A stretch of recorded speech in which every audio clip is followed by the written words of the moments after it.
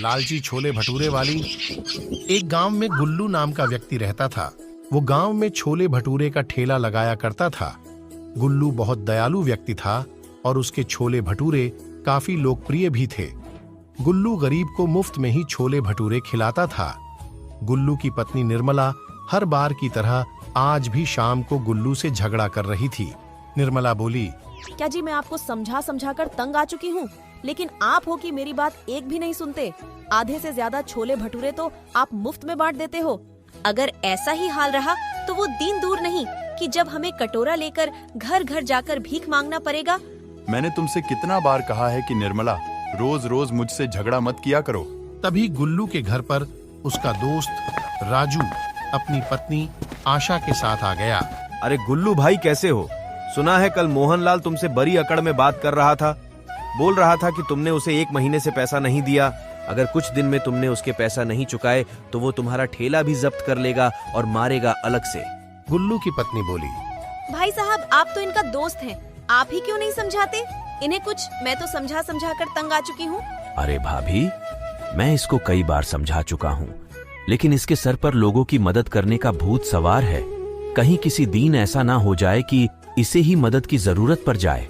राजू की बात सुनकर उसकी पत्नी हंसती हुई बोली, अरे वो सब छोड़ो, ये देखो निर्मला, मेरा सोना का हार कल ही इन्होंने सोनार से बनवा कर दिया है। निर्मला आशा के हार को हाथ लगाकर देखने लगी। तभी अचानक आशा हट गई। बुरा मत मानना निर्मला, कल ही खरीदा है और तुम्हारा हाथ भी गंदा है। तुम्हारा हाथ लगाने से कहीं काला ना हो जाए। अच्छा, मैं तुम्हें यही हार दिखाने के लिए यहाँ पर आई थी। अब हम चलते हैं। आशा और राजू वहां से चले गए और निर्मला गुस्से से सोने चली गई। अगले दिन गुल्लू अपने छोले भटूरे ठेला के पास चल गए। गुल्लू के बगल में ही मुखिया का खास आदमी नरेश भी ठेला लगाता था। नरेश गुल्लू को देखकर गुस्से से बोला, क्या आज भी अपने छोले भटूरे मुफ्त में बांटेगा? नरेश भाई, मैं सिर्फ गरीबों से पैसा नहीं लेता। अबे बेवकूफ, छोले भटूरे कौन यहाँ पर कार वाले खाने आते हैं? सब गरीब ही खाने आते हैं। तेरी ये गरीबों को मुफ्त में खिलाने की आदत मुझे बर्बाद कर रही है। ये तो कोई बात नहीं हुई नरेश भाई। किसी गरीब को खाना खिलाना पुण्य का काम होता है। लगता है कि तू ऐसे नहीं मानेगा। तेरी शिकायत मुखिया से करनी पड़ेगी। इतना कहकर नरेश अपना ठेला लेकर मुखिया के पास चला गया।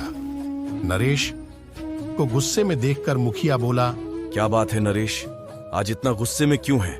मुखिया जी, वो गुल्लू मेरे ही बगल में ठेला लगाकर लोगों को मुफ्त में छोला भटूरा खिला देता है। अब आप ही बताओ, जब लोगों को मुफ्त में छोले भटूरे खाने को मिलेंगे तो भला मुझसे वो क्यों खरीदेगा? मेरा बहुत नुकसान हो रहा है। नरेश की बात सुनकर मुखिया गहरी सोच में डूबकर बोला, तू चिंता मत कर, इसका उपाय है मेरे पास। इस गुल्लू को गरीबों को खिलाने की बहुत आदत है ना। आज के बाद उसके पास इतने गरीब लोग आएंगे कि ये गुल्लू उन्हें खिलाते खिलाते कंगाल हो जाएगा। अगले दिन मुखिया ने अपने लोगों को इकट्ठा करके उसे कहा, सुनो तुम सब, मैंने यहाँ पर एक खास काम के लिए बुलाया है। आज से तुम सब गरीब बनकर गुल्लू के ठेला पर जाओ और उसके छोले भटूरे खाकर आओ।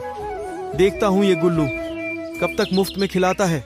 अगले दिन मुखिया के सारे आदमी गरीब बनकर गुल्लू के ठेला के पास पहुंच गए और उस दिन उन सब ने किसी भी ग्राहक को आने का मौका नहीं दिया।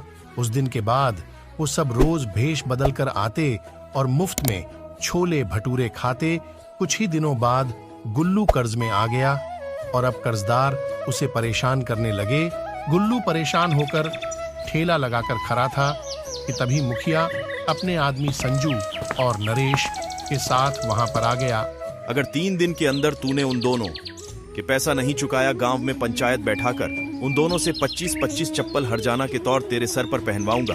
इतना कहकर मुखिया वहां से चल गया और वहां मौजूद सभी लोग गुल्लू को देखकर हंसने लगे। गुल्लू परेशान होकर घर चला गया और कुछ देर बाद गुल्लू गांव में जाकर ठेला लेकर आ गया। आज उसने किसी को मुफ्त में नहीं खिलाया। तभी एक बूढ़े पति पत्नी उसके पास आकर खड़े हो गए। हमने सुना है कि बेटा, तुम गरीबों को मुफ्त में खिलाते हो। हम पति पत्नी 3 दिन से भूखे हैं। क्या तुम हम दोनों को छोले भटूरे खिला सकते हो? हमारे पास पैसा नहीं है। माफ करो बाबा, आज मैं किसी को मुफ्त में नहीं खिला रहा। मेरे पास पैसा तो नहीं है बेटा, लेकिन हाँ, कुछ पत्थर के टुकड़े पड़े हुए हैं। तुम उन टुकड़ों के बदले मुझे और मेरी पत्नी को छोले भटूरे खिला सकते हो।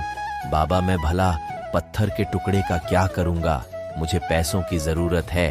गरीब की दी हुई कोई भी चीज बेकार नहीं होता बेटा। एक ना एक दिन वो काम जरूर आती है। उपहार समझकर रख लो। गुल्लू ने उन दोनों को छोले भटूरे दे दिया और बदले में पत्थर के टुकड़ा ले लिया। गुल्लू ने उदास मन से वह पोटली अपनी पत्नी को दे दी। पोटली में पत्थर के टुकड़ा देखकर निर्मला गुस्से में बोली, हाय राम, अब इस टुकड़ा का क्या करूंगी? अब जो होगा देखा जाएगा। निर्मला, अगर भगवान ने मेरे किस्मत में गांव वालों के सामने मेरी बेइज्जत ही लिखी है तो उसे कोई नहीं बदल सकता। गुल्लू सोने चला गया। 2 दिन बाद गुल्लू पंचायत में सिर झुकाए खड़ा था। मुखिया बोला, गुल्लू, पैसा लाया है? इंतजाम नहीं हो पाया मुखिया जी, कुछ दिन की मोहलत और दे देते। वो तो हम तुझे जरूर देंगे, मगर सीताराम और मोहनलाल के हाथों से चप्पल का मला तो पहन लो। तभी पंचायत में निर्मला आ गई। ये लो पकड़ो इन दोनों के पैसा, आइंदा मेरे पति के ऊपर आंख उठाकर भी नहीं देखना। गरीब को हमेशा मदद करो, भगवान भी आपके साथ रहेंगे।